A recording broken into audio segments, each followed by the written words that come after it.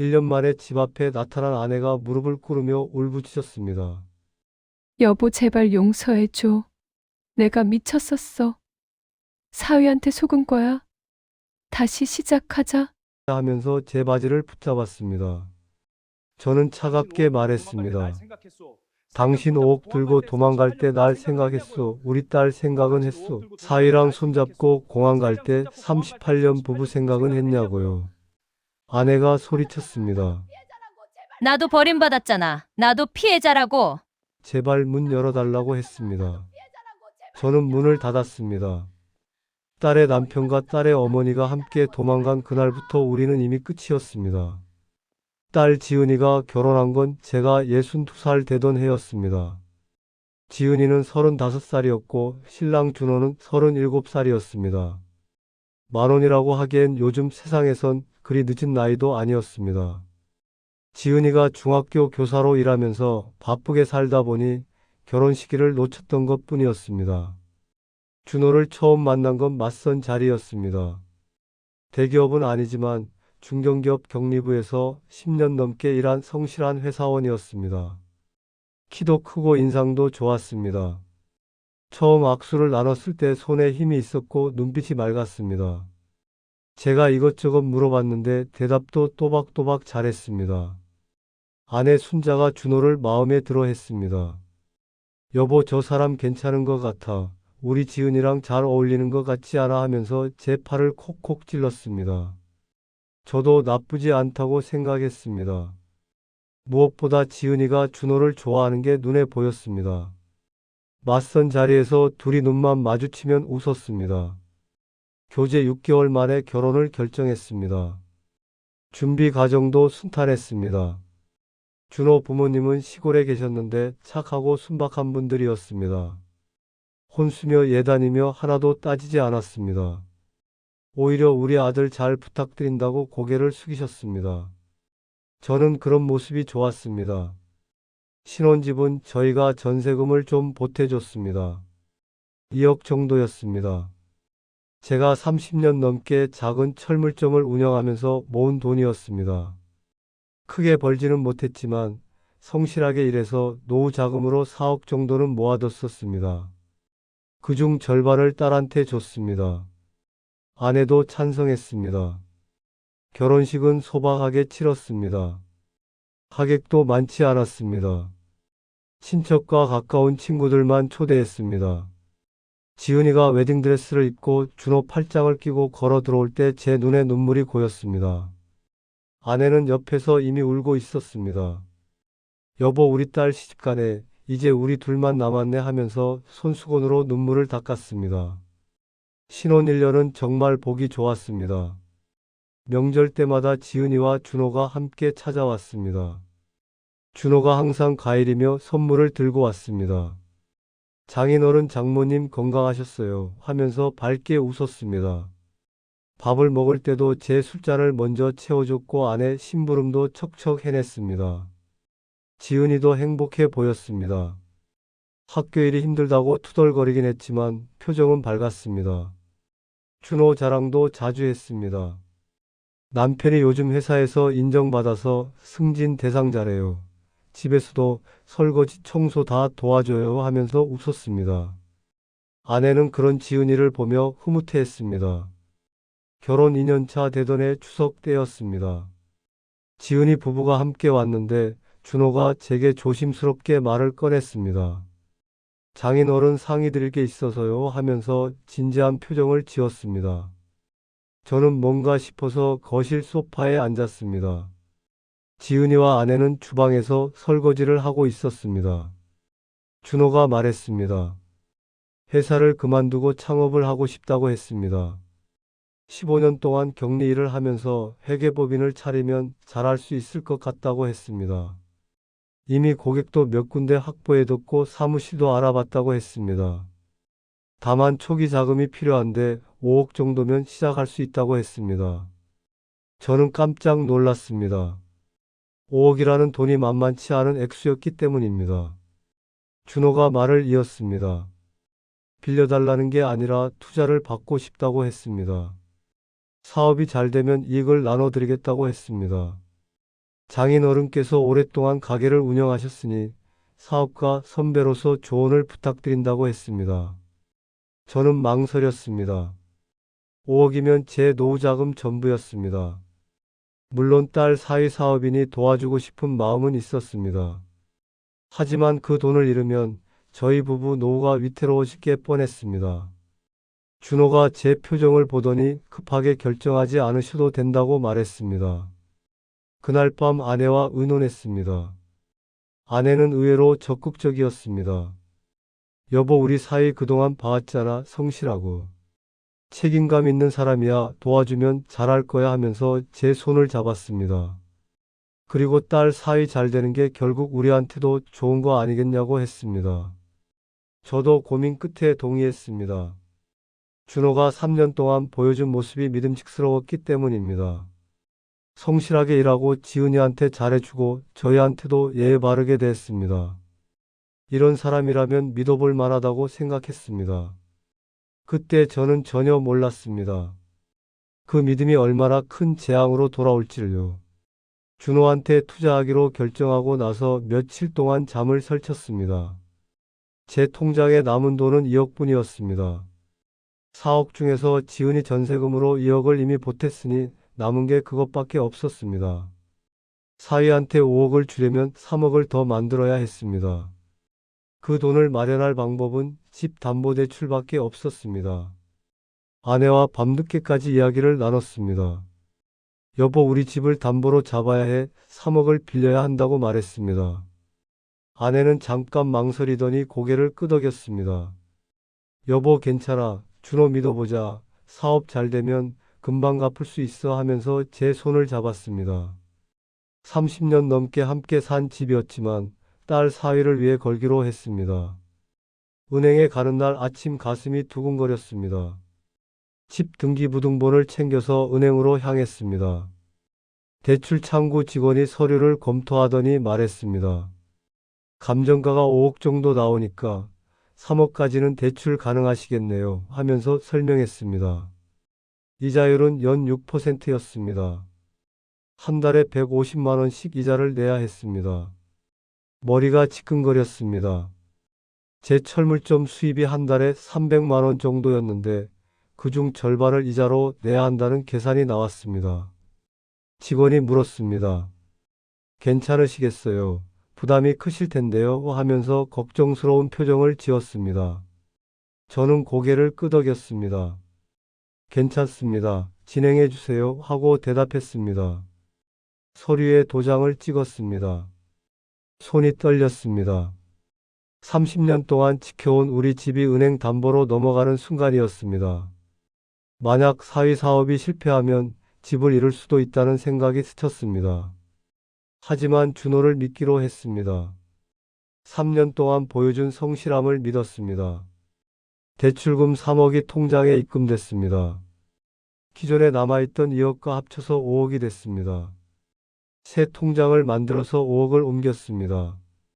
그 통장을 가방에 넣고 집으로 돌아왔습니다. 아내가 현관에서 기다리고 있었습니다. 다 됐어 하고 말했더니 아내가 안도의 한숨을 쉬었습니다. 다음 날 준호를 집으로 불렀습니다. 지은이도 함께 왔습니다. 거실 소파에 앉혀놓고 서랍에서 통장을 꺼냈습니다. 테이블 위에 놓으면서 말했습니다. 여기 5억 있다. 너희 사업 자금으로 써라 하고 말했습니다. 준호가 통장을 보더니 눈시울이 붉어졌습니다. 준호가 벌떡 일어나 절을 했습니다. 장인어른 장모님 정말 감사합니다 하면서 허리를 깊이 숙였습니다. 지은이도 옆에서 함께 절했습니다. 아빠, 엄마 고마워요. 이 은혜 평생 잊지 않을게요 하면서 눈물을 흘렸습니다. 아내가 두 사람을 일으켜 세우며 말했습니다. 아내가 진지하게 말했습니다. 준호야, 지은아, 이 돈이 어떤 돈인지 알지? 우리 남은 노후 자금 2억 전부하고 우리 집 담보로 3억 빌린 거야 하면서 목소리가 떨렸습니다. 한 달에 150만 원씩 이자 내야 해. 그러니까 꼭 성공해야 해 하고 덧붙였습니다. 준호가 고개를 끄덕였습니다. 명심하겠습니다. 절대 실망시키지 않겠습니다 하면서 다짐했습니다. 저는 준호한테 말했습니다. 나도 사업 경험이 있으니까 어려운 일 있으면 상의해라. 혼자 끙끙 앓지 말고 하면서 어깨를 두드렸습니다. 준호가 감사하다고 거듭 말했습니다. 지은이가 부엌으로 가서 차를 끓여왔습니다. 네 사람이 둘러앉아 차를 마셨습니다. 준호가 사업 계획을 설명하기 시작했습니다. 강남에 사무실을 계약할 거라고 했습니다. 직원도 임용 뽑을 계획이라고 했습니다. 이미 고객사 다수 곳이 확정됐다고 했습니다. 저는 고개를 끄덕이며 들었습니다. 준호가 15년간 회계 일을 했으니 인맥도 있고 실력도 있을 거라고 믿었습니다. 계획도 구체적이고 실현 가능해 보였습니다. 1년 안에 손익분기점을 넘길 수 있다는 설명도 그럴듯했습니다.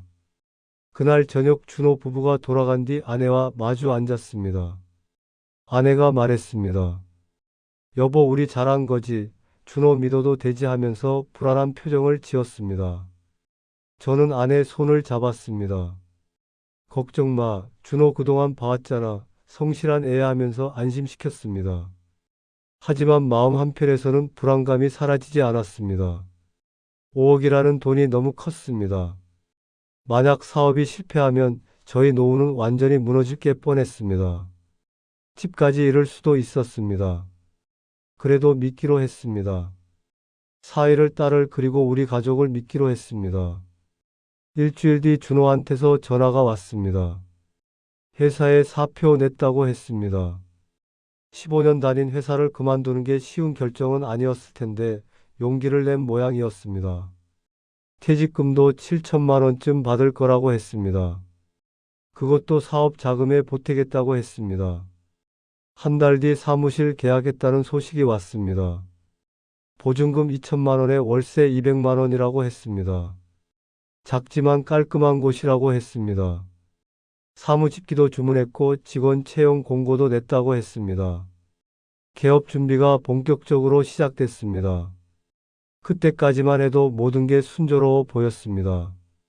준호는 매일 사무실에 나가서 개업 준비를 했습니다. 지은이도 학교 끝나면 사무실에 가서 도왔습니다. 저희 부부는 가끔 사무실에 들러서 격려했습니다. 모두가 새로운 시작에 들떠 있었습니다. 하지만 저는 전혀 몰랐습니다. 통장을 건넨 바로 그날부터 준호가 다른 계획을 세우고 있었다는 것을, 그리고 제 아내 순자가 그 계획의 공범이 될 거라는 것을요. 개업하고 3개월이 지났습니다.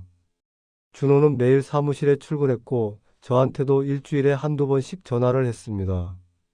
장인어른, 오늘 새 고객사 한 곳 더 계약했어요. 일이 점점 늘고 있어요 하면서 신이 나서 보고했습니다. 저는 그런 준호가 대견했습니다. 역시 잘 선택했다고 생각했습니다. 지은이도 남편 자랑을 자주 했습니다. 아빠, 남편이 요즘 정말 열심히 해요. 밤늦게까지 일하고 주말에도 나가요 하면서 흐뭇해했습니다. 힘들어 보이긴 하지만 보람차다고 했습니다. 저는 딸한테 말했습니다. 창업 초기가 제일 힘든 법이니까 준호 잘 챙겨줘라 하고 당부했습니다. 아내도 준호한테 관심이 많았습니다. 수시로 준호한테 전화해서 밥은 먹었냐, 힘들지 않냐고 물었습니다. 가끔은 사무실로 도시락을 싸들고 가기도 했습니다. 딸이 학교에서 바쁘니까 장모라도 챙겨줘야지 하면서 부지런히 움직였습니다. 저는 아내한테 말했습니다. 당신도 무리하지 말라고 했습니다. 3개월째 되던 어느 날 이상한 일이 생겼습니다. 준호한테 전화를 걸었는데 꺼져 있었습니다. 1시간 뒤에 다시 걸어도 마찬가지였습니다.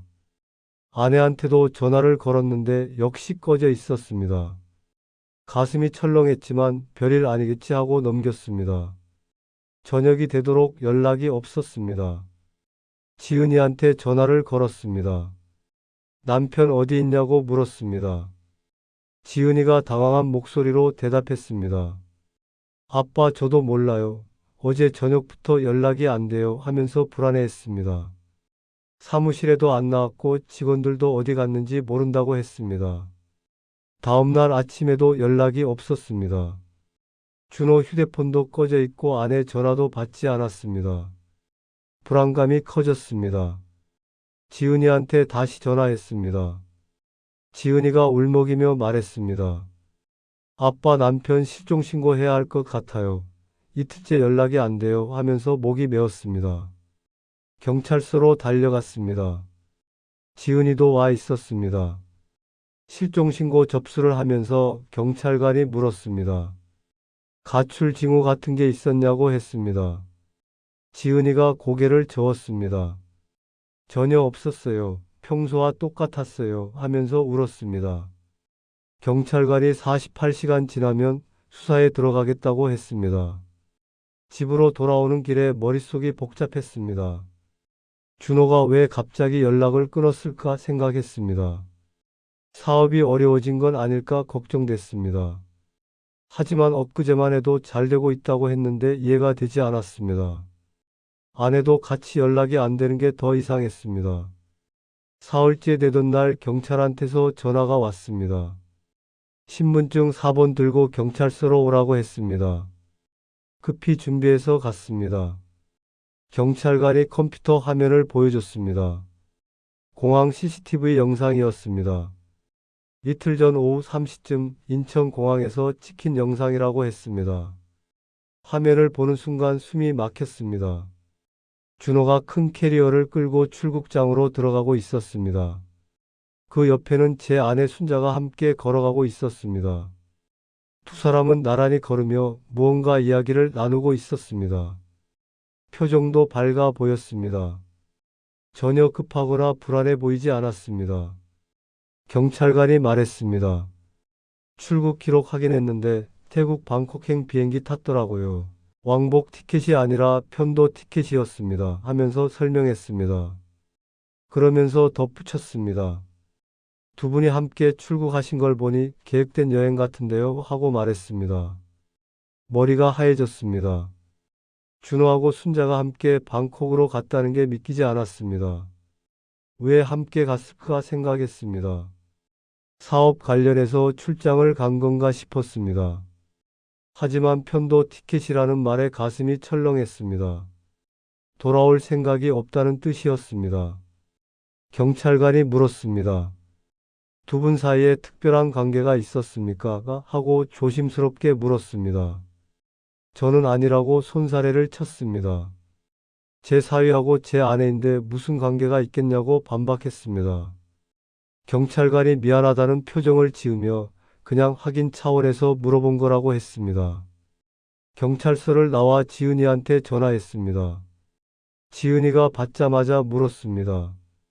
아빠, 남편 찾았어요 하면서 다급하게 물었습니다. 저는 힘겹게 말했습니다. 내 남편이 엄마랑 태국으로 갔다 하고 말했습니다. 전화 너머로 지은이가 숨쉬는 소리만 들렸습니다. 한참 뒤에 지은이가 물었습니다. 무슨 말씀이세요? 아빠, 왜 남편이 엄마랑 태국을 가요 하면서 믿을 수 없다는 목소리였습니다. 저도 이해가 안 됐습니다. 하지만 공항 CCTV는 명백했습니다. 두 사람이 함께 출국장으로 들어가는 모습이 찍혀 있었습니다. 그날 밤 잠을 한숨도 못 잤습니다. 준호하고 순자가 왜 함께 태국으로 갔는지 이해할 수 없었습니다. 혹시 5억을 들고 도망간 건 아닐까 하는 불길한 예감이 들었습니다. 아니야, 그럴 리 없어 하면서 스스로를 달랬지만 불안감은 점점 커져만 갔습니다. 다음날 아침 일찍 준호 사무실로 갔습니다. 혹시나 단서가 있을까 싶어서였습니다. 사무실 문을 열었는데 텅 비어 있었습니다. 책상 위에는 서류 몇 장만 놓여 있었고 컴퓨터도 꺼져 있었습니다. 직원들한테 연락했더니 이틀 전부터 출근하지 않았다고 했습니다. 월급도 밀려 있다면서 불평했습니다. 책상 서랍을 뒤졌습니다. 통장이나 증서 같은 게 있을까 했지만 아무것도 없었습니다. 쓰레기통을 뒤져보니 찢어진 영수증 조각들이 나왔습니다. 호텔 영수증이었습니다. 날짜를 보니 한 달 전부터 매주 금요일마다 강남 쪽 호텔을 이용한 기록이었습니다. 1박에 40만 원씩 하는 고급 호텔이었습니다. 가슴이 철렁했습니다. 준호가 혼자 호텔을 쓸 이유가 없었습니다.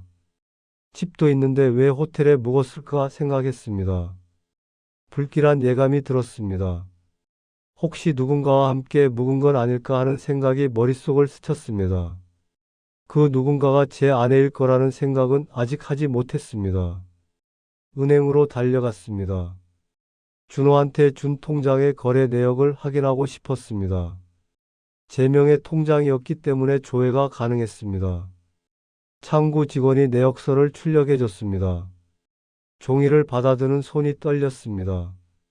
내역을 보는 순간 눈앞이 캄캄해졌습니다. 3개월 전 5억이 입금된 기록이 있었습니다. 제가 준호한테 건넨 바로 그 돈이었습니다. 하지만 바로 다음날 5억이 전액 인출됐습니다. 현금으로 빼낸 게 아니라 다른 계좌로 송금된 것이었습니다. 수취인 이름을 보니 낯선 이름이었습니다. 김민수라는 사람이었습니다. 창구 직원한테 물었습니다. 이 계좌 주인이 누군지 알 수 있냐고 했습니다. 직원이 조회하더니 말했습니다. 개인정보라 자세한 건 알려드릴 수 없지만 40대 남성이시네요 하고 말했습니다. 준호 나이였습니다. 아마 준호가 만든 다른 명의 계좌일 거라고 짐작했습니다. 더 큰 충격은 그 다음이었습니다. 그 계좌에서 다시 2억이 다른 계좌로 송금됐습니다. 날짜는 3개월 전이었습니다. 5억을 받은 바로 그날이었습니다. 수취인 이름을 보는 순간 숨이 막혔습니다. 최순자였습니다. 제 아내 이름이었습니다. 다리에 힘이 풀려 은행 의자에 주저앉았습니다. 창구 직원이 괜찮으시냐고 물었지만 대답할 수가 없었습니다. 아내가 3개월 전에 이미 2억을 받았다는 게 믿기지 않았습니다. 그럼 아내는 처음부터 알고 있었다는 뜻이었습니다. 준호가 도망칠 거라는 걸 알면서도 저한테 투자하라고 부추긴 것이었습니다. 은행을 나와 집으로 돌아왔습니다. 아내 방을 뒤지기 시작했습니다. 서랍을 열고 옷장을 뒤지고 화장대를 뒤졌습니다. 뭔가 증거가 있을 거라고 생각했습니다. 옷장 깊숙한 곳에서 낯선 통장 하나가 나왔습니다. 제가 모르는 통장이었습니다. 통장을 펼쳤습니다. 3개월 전 2억이 입금된 기록이 있었습니다. 그리고 그 뒤로 조금씩 돈이 빠져나갔습니다. 호텔 예약, 명품 구매, 레스토랑 결제 내역이 빼곡했습니다. 총 3천만 원 정도가 쓰인 것 같았습니다. 남은 잔액은 1억 7천만 원이었습니다. 휴대폰 서랍을 열었더니 오래된 휴대폰 하나가 나왔습니다. 켜보니 비밀번호가 걸려 있었습니다. 여러 번 시도 끝에 아내 생일로 풀렸습니다. 문자 메시지를 확인했습니다. 준호와 주고받은 메시지가 수백 개 있었습니다. 날짜를 보니 6개월 전부터 시작됐습니다. 메시지 내용을 읽는 순간 분노가 치밀어 올랐습니다. 준호가 먼저 아내를 꼬드긴 것이었습니다. 장모님 저 사업할 생각 없어요. 그냥 장인 어른한테서 돈 받아서 같이 새 인생 살아요 하는 문자가 있었습니다. 아내는 처음엔 거절했지만 점점 마음이 흔들리는 게 보였습니다. 한 달 뒤 메시지에는 아내가 동의한 흔적이 있었습니다. 알았어요. 준호 씨, 당신 말대로 해봐요. 난 이 남편이랑 사는 게 지겨워요 하는 내용이었습니다. 그 다음부터는 구체적인 계획이 오갔습니다. 얼마를 받을 건지, 언제 도망갈 건지, 어디로 갈 건지 상세히 적혀 있었습니다. 가장 충격적인 메시지는 한 달 전 것이었습니다. 준호가 보낸 문자였습니다. 장모님 걱정 마세요. 장인어른 의심 안 해요. 저 완전히 믿고 있어요. 계획대로만 하면 돼요 하는 내용이었습니다. 아내 답장은 더 끔찍했습니다. 우리 남편 바보 같아요. 평생 철물점이나 하면서 살았으니 당연하죠 하고 비웃는 내용이었습니다. 휴대폰을 집어던졌습니다. 화면이 깨졌지만 상관없었습니다. 38년을 함께 산 아내가 저를 바보라고 비웃었다는 게 믿기지 않았습니다. 제 사위와 짜고 저를 속였다는 게 받아들여지지 않았습니다. 가슴이 찢어지는 것 같았습니다. 지은이한테 전화를 걸었습니다. 당장 집으로 오라고 했습니다. 지은이가 30분 뒤에 도착했습니다. 눈이 퉁퉁 부어 있었습니다. 며칠째 울었던 모양이었습니다. 거실 소파에 앉히고 은행 내역서와 휴대폰을 보여줬습니다. 지은이가 서류를 보더니 얼굴이 하얗게 질렸습니다. 이게 뭐예요? 아빠, 엄마가 2억을 받았다고요? 하면서 목소리가 떨렸습니다. 휴대폰 메시지를 보여줬습니다. 지은이가 화면을 보다가 비명을 질렀습니다. 이게 말이 돼요. 엄마가 내 남편이랑 하면서 말을 잇지 못했습니다. 지은이가 바닥에 주저앉아 울기 시작했습니다. 저도 눈물이 났습니다. 아버지와 딸이 거실 바닥에 앉아서 한참을 울었습니다. 가족이 무너지는 소리가 들리는 것 같았습니다. 38년 부부, 3년 부부가 하루아침에 사라졌습니다. 한참 뒤에 정신을 차리고 경찰서로 갔습니다. 증거 자료를 전부 제출했습니다. 은행 거래 내역, 휴대폰 문자 메시지, 호텔 영수증까지 전부 넘겼습니다. 경찰관이 서류를 검토하더니 말했습니다. 명백한 사기 사건이네요. 국제공조 수사 들어가겠습니다. 하면서 접수증을 줬습니다. 집으로 돌아오는 길에 현실이 실감났습니다. 5억이 사라졌습니다. 제 노후자금 2억도 없어졌고 집 담보대출 3억은 그대로 남았습니다. 한 달에 150만 원씩 이자를 내야 했습니다. 철물점 수입으로는 감당할 수 없는 금액이었습니다. 집을 팔아야 할 판이었습니다. 지은이도 마찬가지였습니다. 남편이 도망갔으니 이혼 수속을 밟아야 했습니다. 직장도 제대로 다닐 수 없을 것 같았습니다. 충격이 너무 커서 학교에 휴직계를 냈습니다. 딸과 저 둘 다 인생이 무너진 것 같았습니다. 그리고 그 모든 일을 제 아내가 만들었습니다. 경찰 신고를 하고 돌아온 뒤 현실과 마주해야 했습니다. 통장 잔액은 거의 바닥이었습니다. 철물점 운영 자금 500만 원 정도만 남아 있었습니다. 집 담보대출 3억은 그대로였고 매달 150만 원씩 이자를 내야 했습니다. 첫 번째 이자 납부일이 일주일 뒤였습니다. 철물점 수입으로는 감당할 수 없었습니다. 한 달에 300만 원 정도 버는데 이자만 150만 원이었습니다. 생활비까지 빼면 남는 게 없었습니다. 저축한 돈도 이미 바닥났습니다. 딸 전세금 2억 보탤 때 그나마 남은 돈까지 털어냈었기 때문입니다. 은행에서 연락이 왔습니다. 대출 상담사가 조심스럽게 말했습니다. 고객님 상황이 어려우시면 원금 상환 계획을 세우셔야 할 것 같은데요. 하면서 걱정스러운 목소리였습니다. 이자만 계속 내시면 원금은 줄어들지 않는다고 했습니다. 3개월 안에 계획서를 제출하라고 했습니다. 지은이도 힘들어했습니다. 학교는 일단 한 학기 휴직했습니다. 남편이 도망가고 엄마가 공범이라는 충격에서 헤어나오지 못했습니다. 매일 집에 틀어박혀서 울기만 했습니다. 밥도 제대로 안 먹었습니다. 일주일 만에 체중이 5kg이나 빠졌습니다. 정신과 진료를 받기 시작했습니다.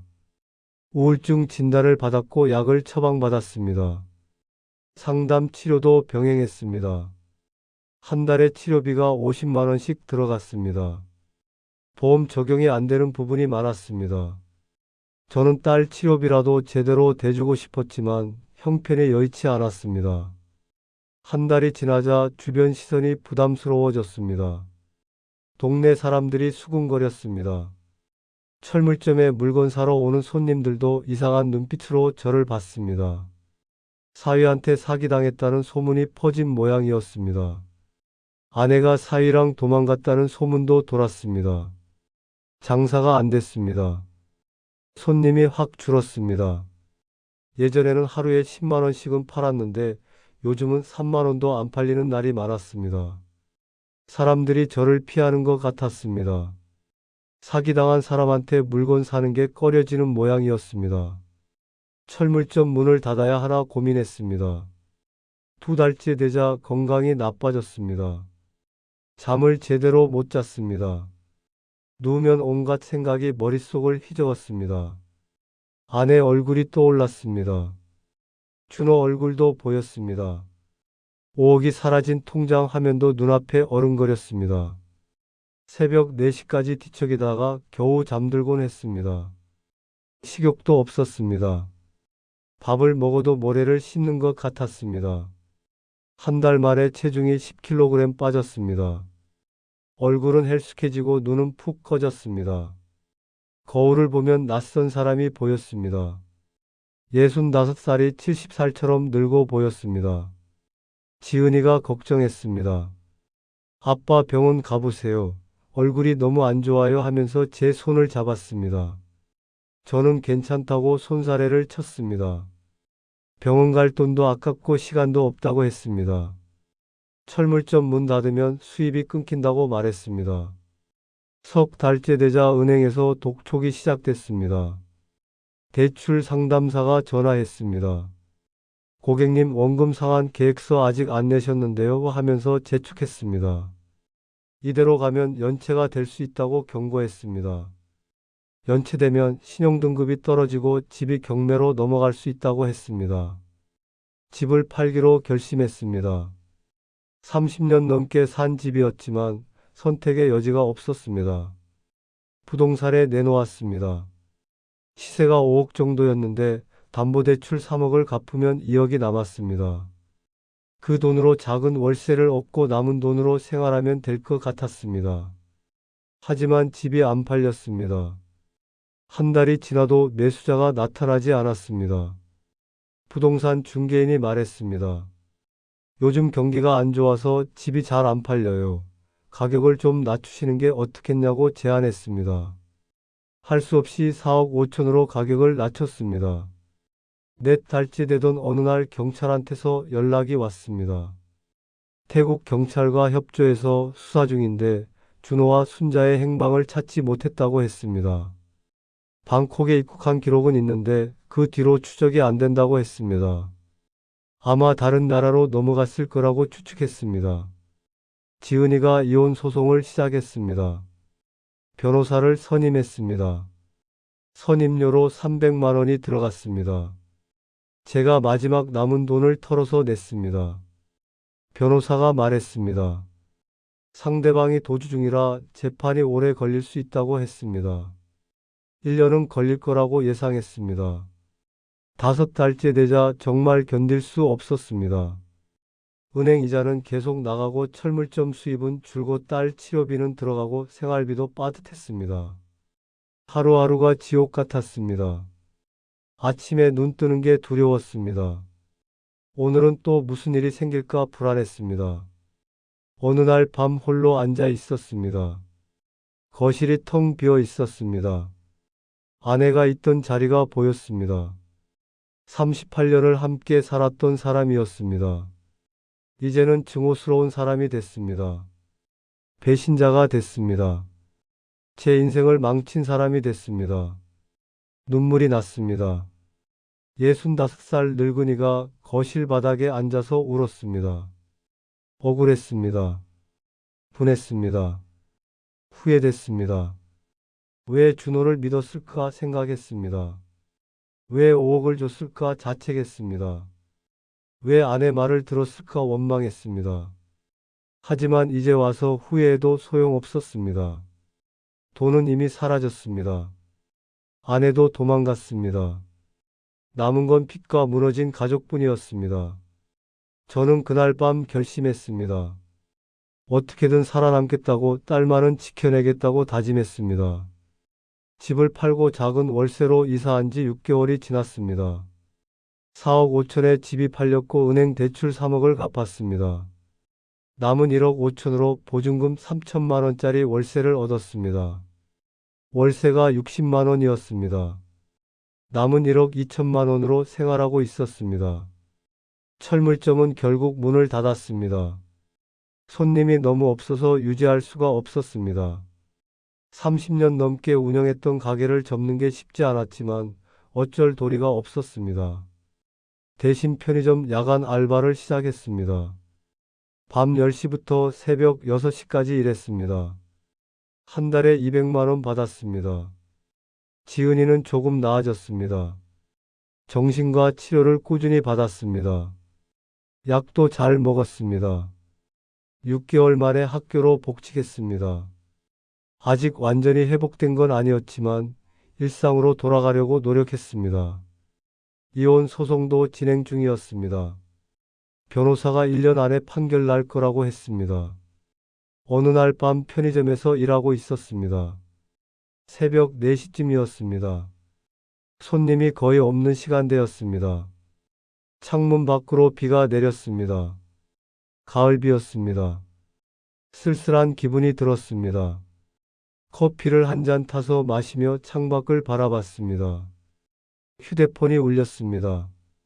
모르는 번호였습니다. 새벽에 누가 전화를 하나 싶어 받았습니다. 여자 목소리가 들렸습니다. 낯설지만 어딘가 익숙한 목소리였습니다. 저예요, 여보 하는 말에 온몸이 굳었습니다. 순자였습니다. 제 아내였습니다. 1년 만에 듣는 목소리였습니다. 숨이 막혔습니다. 무슨 말을 해야 할지 몰랐습니다. 순자가 말을 이었습니다. 여보, 나 한국 왔어. 지금 우리 집 앞인데 문 좀 열어줘 하면서 떨리는 목소리로 말했습니다. 저는 냉정하게 대답했습니다. 우리 집 아니요, 팔았어 하고 말했습니다. 순자가 놀란 목소리로 물었습니다. 뭐라고요? 집을 팔았다고요? 하면서 당황했습니다. 저는 주소를 알려줬습니다. 지금 사는 월세 주소였습니다. 거기로 오시오 하고 전화를 끊었습니다. 손이 떨렸습니다. 분노가 치밀어 올랐습니다. 1년 만에 나타난 아내가 밉고 증오스러웠습니다. 편의점 사장한테 급한 일이 생겼다고 연락했습니다. 조퇴하고 집으로 갔습니다. 새벽 5시였습니다. 집 앞에 도착하니 여자 하나가 서 있었습니다. 비를 맞으며 서 있었습니다. 가까이 가보니 순자였습니다. 1년 만에 보는 얼굴이었습니다. 놀랄 만큼 초라해져 있었습니다. 머리는 산발이었고 옷도 남루했습니다. 손에는 낡은 가방 하나만 들고 있었습니다. 얼굴은 야이고 눈은 푹 꺼져 있었습니다. 예전에 그 여자가 맞나 싶을 정도로 변해 있었습니다. 순자가 저를 보더니 달려들었습니다. 무릎을 꿇고 제 바지를 붙잡았습니다. 여보, 미안해, 정말 미안해 하면서 울기 시작했습니다. 비를 맞으며 우는 모습이 처량했습니다. 하지만 저는 동정심이 들지 않았습니다. 차갑게 서서 내려다봤습니다. 순자가 말했습니다. 나도 속았어. 준호한테 속은 거야 하면서 변명했습니다. 준호가 날 사랑한다고 했대요. 같이 새 인생 살자고 했어요 하면서 울먹였습니다. 그런데 태국 가서 3달 지나니까 돈 다 쓰고 나를 버렸어요 하고 말했습니다. 준호가 다른 젊은 여자를 만났다고 했습니다. 20대 태국 여자였습니다. 순자를 호텔에 버려두고 그 여자와 어디론가 떠났다고 했습니다. 순자는 혼자 남았습니다. 돈도 없었습니다. 준호한테 받은 2억 중에 남은 돈은 1,000만 원뿐이었습니다. 나머지는 3개월 동안 다 썼다고 했습니다. 태국에서 6개월을 버텼다고 했습니다. 싸구려 게스트하우스에 묵으며 근근히 살았다고 했습니다. 한국 식당에서 접시 닦는 일도 했다고 했습니다. 그렇게 돈을 모아서 비행기 표를 샀다고 했습니다. 한국에 돌아온 게 어제라고 했습니다. 순자가 애원했습니다. 여보, 제발 용서해줘. 다시 시작하자 하면서 제 바지를 더 세게 잡았습니다. 나도 피해자야. 준호한테 속았다고 하면서 눈물을 흘렸습니다. 제발 문 좀 열어줘. 갈 데가 없어 하면서 떨었습니다. 추운 가을비에 온몸이 젖어 있었습니다. 저는 차갑게 말했습니다. 당신 1년 전에 5억 들고 도망갈 때 나 생각했소. 우리 딸 생각은 했소 하고 물었습니다. 순자가 대답하지 못했습니다. 저는 계속 말했습니다. 나를 바보라고 비웃었지, 평생 철물점이나 하면서 살았다고 했지 하며 따졌습니다. 순자가 그건 준호가 시켜서 한 말이라고 변명했습니다. 내 진심이 아니었다고, 준호가 그렇게 말하라고 했다고 했습니다.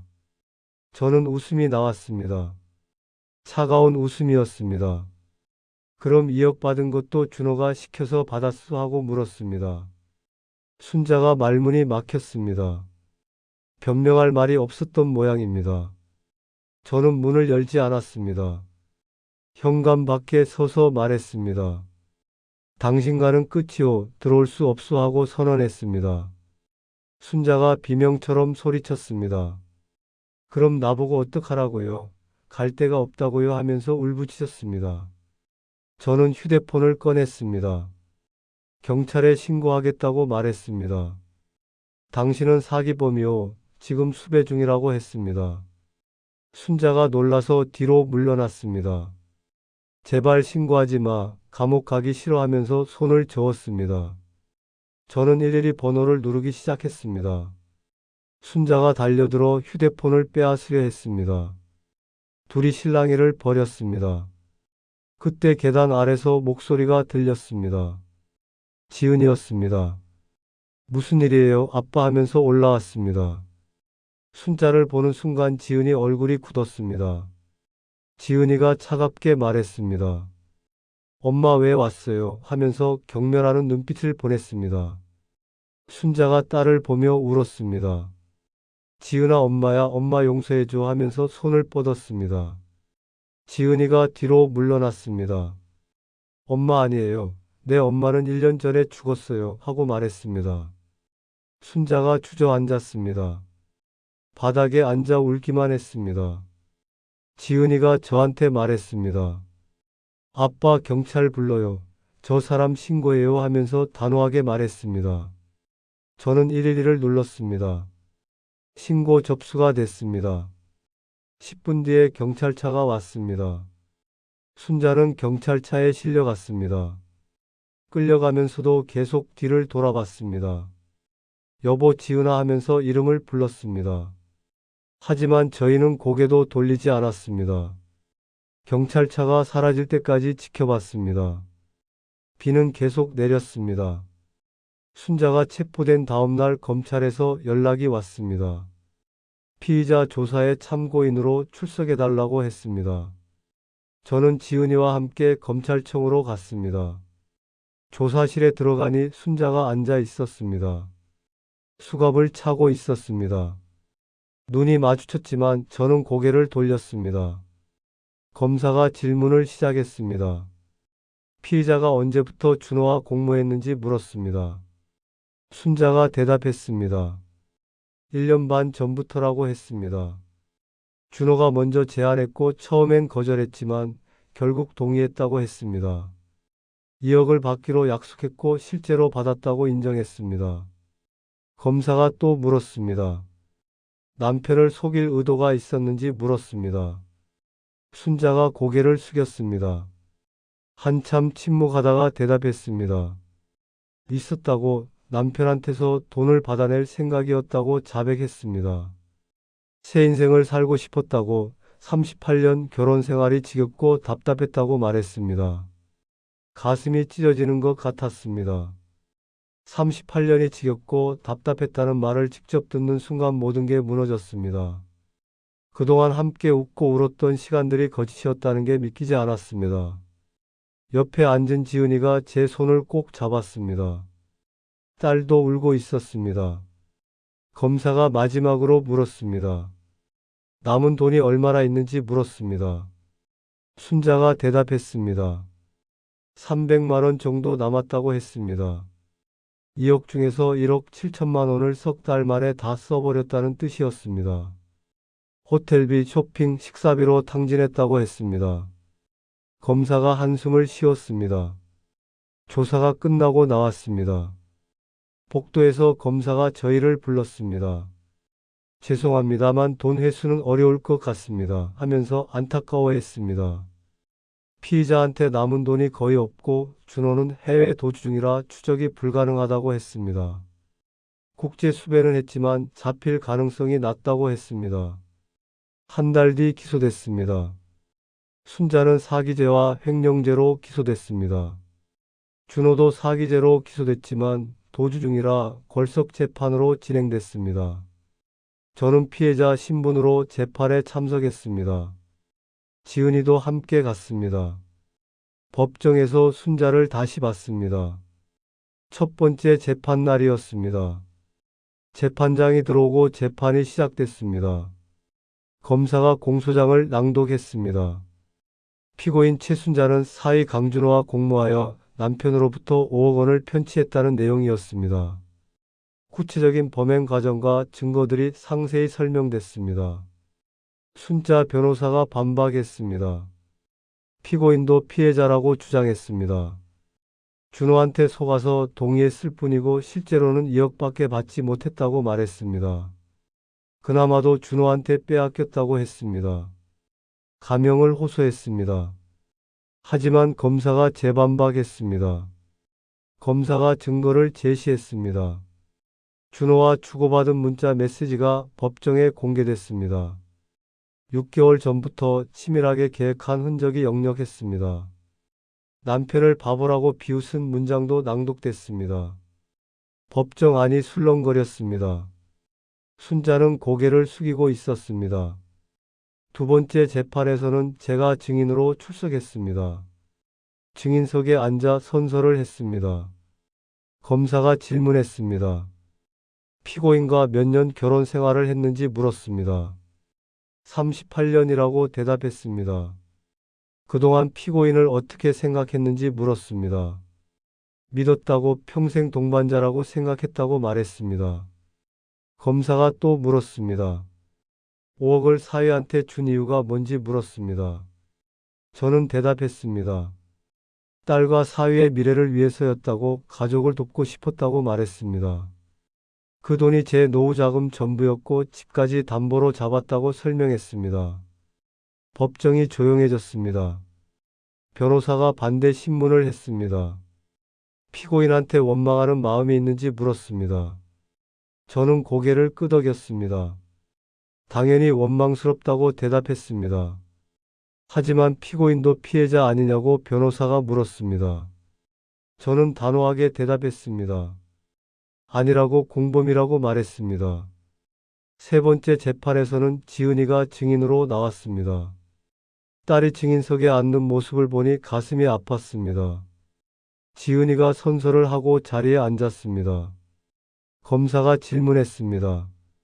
어머니한테 하고 싶은 말이 있는지 물었습니다. 지은이가 순자를 똑바로 쳐다봤습니다.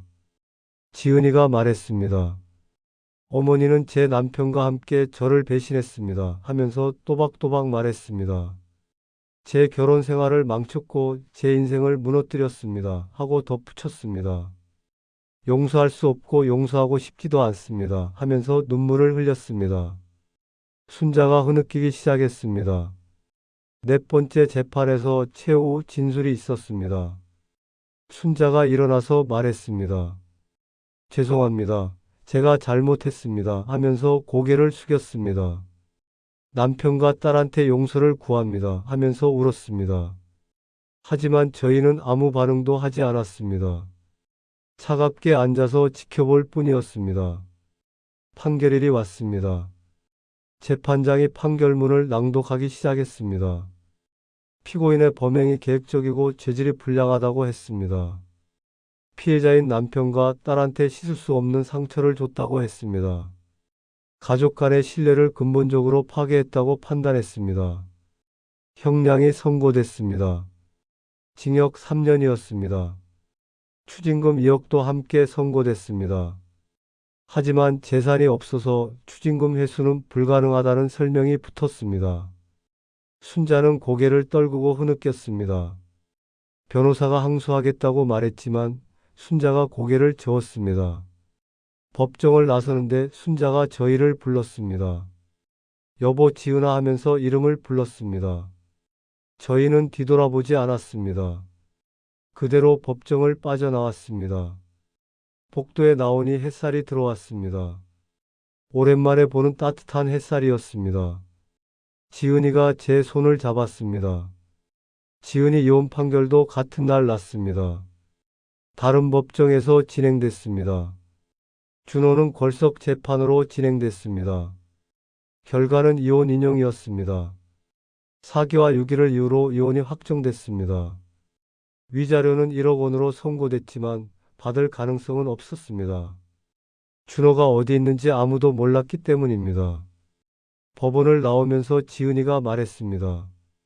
아빠 이제 끝난 거죠 하면서 물었습니다. 저는 고개를 끄덕였습니다. 끝났다고 이제 새로 시작하자고 말했습니다. 지은이가 환하게 웃었습니다. 오랜만에 보는 딸의 미소였습니다. 우리는 함께 집으로 돌아왔습니다. 판결이 나고 2년이 지났습니다. 저는 이제 67살이 됐습니다. 편의점 야간 알바는 그만두고 작은 철물점을 다시 시작했습니다. 예전처럼 큰 가게는 아니지만 시장 한편에 평수 작은 가게를 얻었습니다. 보증금 1,000만 원에 월세 40만 원이었습니다.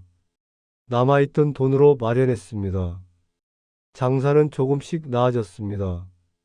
처음엔 손님이 별로 없었지만 성실하게 운영하니 단골이 하나둘 생겼습니다. 한 달에 250만 원 정도 벌었습니다. 월세 60만 원 내고 생활비 쓰고 나면 조금 남았습니다. 예전처럼 여유롭지는 않지만 근근히 살아갈 수 있었습니다. 지은이는 많이 회복됐습니다. 학교에서 열심히 일했습니다. 담임 교사로 학생들을 가르쳤습니다. 아이들한테 인기가 많았습니다. 학부모들도 지은이를 좋아했습니다. 일에 집중하면서 상처가 조금씩 아물었습니다. 정신과 치료도 1년 전에 마무리했습니다. 몇 달 전에 지은이가 새로운 사람을 만났습니다. 학교 동료 교사였습니다. 42살 초등학교 체육 선생님이었습니다. 이혼 경력이 있는 사람이었습니다. 지은이처럼 상처가 있는 사람이었습니다. 두 사람은 서로의 아픔을 이해하며 조심스럽게 다가갔습니다. 지난주에 그 남자를 만났습니다. 지은이가 데리고 왔습니다. 점잖고 차분한 사람이었습니다. 말수는 적었지만 눈빛이 따뜻했습니다. 지은이를 보는 눈길이 정성스러웠습니다. 제게도 공손하게 인사했습니다. 저는 그 사람이 마음에 들었습니다. 지은이한테 잘하라고 당부했습니다. 순자는 여전히 교도소에 있습니다. 3년형을 선고받았으니 내년이면 출소합니다. 가끔 편지가 옵니다. 용서해달라는 내용입니다. 다시 만나고 싶다는 말도 적혀 있습니다.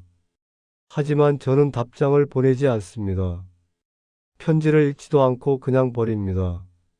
이미 끝난 인연이기 때문입니다. 준호는 여전히 행방불명입니다. 국제 수배가 내려졌지만 소식이 없습니다. 아마 동남아 어딘가에서 숨어 살고 있을 것입니다. 돈도 다 떨어졌을 테니 힘들게 살고 있을 겁니다. 저는 더 이상 준호를 찾지 않습니다. 찾아봤자 돈을 돌려받을 수도 없습니다. 가끔 밤에 혼자 앉아 있으면 생각합니다. 5억이 사라진 것도, 집을 판 것도, 순자가 배신한 것도 모두 제 선택의 결과였습니다. 사위를 너무 쉽게 믿었던 것도, 아내 말만 듣고 5억을 내준 것도 모두 제 판단이었습니다. 후회되지만 이미 지나간 일입니다. 대신 배운 게 있습니다. 아무리 가까운 사람이라도 돈 문제에서는 신중해야 한다는 것입니다. 노후 자금은 함부로 내주면 안 된다는 것입니다. 가족이라고 해서 무조건 믿으면 안 된다는 것입니다. 비싼 대가를 치렀지만 값진 교훈을 얻었습니다. 지은이와는 더 가까워졌습니다. 일주일에 2~3번씩 만납니다. 함께 저녁을 먹고 차를 마시며 이야기를 나눕니다. 예전보다 속 깊은 대화를 합니다. 딸이 제 곁에 있다는 게 큰 위로가 됩니다. 제게 남은 가족은 지은이뿐입니다. 그것만으로도 감사합니다. 어제 지은이가 말했습니다. 아빠 새 출발하는 거예요. 과거는 잊어요 하면서 웃었습니다. 저도 웃으며 대답했습니다. 그래 새로 시작하자고 우리 둘이 힘내자고 말했습니다. 지은이가 제 손을 꼭 잡았습니다. 따뜻한 손이었습니다. 우리는 함께 앞으로 나아가기로 했습니다. 사위가 창업 자금 5억을 요청했을 때 저는 의심하지 않았습니다. 제 노후자금 2억과 집 담보대출 3억을 모아서 건넸습니다. 하지만 사위는 제 아내를 꼬드겨 함께 도망갔고 1년 뒤 아내만 빈털터리로 돌아왔습니다. 저는 냉정하게 경찰에 신고했고 아내는 징역 3년을 선고받았습니다. 2년이 지난 지금 딸은 새로운 사람을 만났고 저는 작은 철물점을 다시 시작했습니다. 아무리 가까운 가족이라도 노후 자금은 함부로 내주면 안 된다는 걸 배웠습니다. 비싼 대가를 치렀지만 딸과 함께 살아남았습니다.